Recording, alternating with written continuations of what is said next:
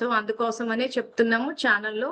నేను కొన్ని పిల్లల పెంపకం గురించి, తర్వాత నేను ఎలా వచ్చానన్నది. సో ఇది గనక మీకు తెలిస్తే మీకు ఇప్పుడు వింటున్నంత సేపు అర్థమైనట్టు ఉంటది. కానీ అందరూ భగవంతుడికి కనెక్ట్ అవ్వాలి. ఆ శక్తి తీసుకోవాలి ఆయన నుంచి. అది ఏం పెద్ద శ్రమతో కూడుకున్న పనేం కాదు. ఇప్పుడు మామూలుగా మనం ఒక సముద్రం దగ్గరికి వెళ్ళామంటే దాన్ని నీళ్ళు ఇవ్వమని అడగం కదా. సపోజ్ ఇంకా మన సింపుల్ ఎగ్జాంపుల్, మొబైల్ ఛార్జింగ్ ఉంది. సో మొబైల్ ఛార్జింగ్ కి పెట్టిన తర్వాత స్విచ్ ఆన్ చేయాలి. చాలా సార్లు కొంతమంది ఏంటంటే మొబైల్ పెట్టేస్తారు, ప్లగ్ పెట్టేస్తారు, స్విచ్ ఆన్ చేయడం మర్చిపోతారు. 2 గంటల తర్వాత చూసుకుని అయ్యో స్విచ్ చేయడం మర్చిపోయాము అనుకుంటారు. ఇది అంతే.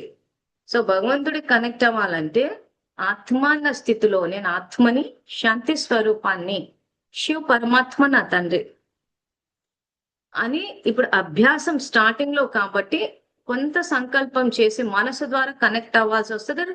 రాను రాను అది సహజం అయిపోతుంది. ఇంకా సంకల్పాలు కూడా చేయాల్సిన అవసరం లేదు, సహజంగానే గుర్తొస్తారు. సో అటు ఆ స్టేజ్ వరకు కూడా మనం వస్తాము. ఆ వచ్చినప్పుడు ఏమైందంటే మీ ఆత్మలోకి శక్తి వస్తుంది. ఆ వచ్చినప్పుడు సహజంగా మీకు ఇది అర్థమవుతూ పోతుంది. ఇప్పుడు నేను చెప్పినప్పుడు అర్థమైనట్టే ఉంటది, కానీ నిజంగా మీ జీవితంలో పరిస్థితి వచ్చినప్పుడు ఆలోచిస్తారు.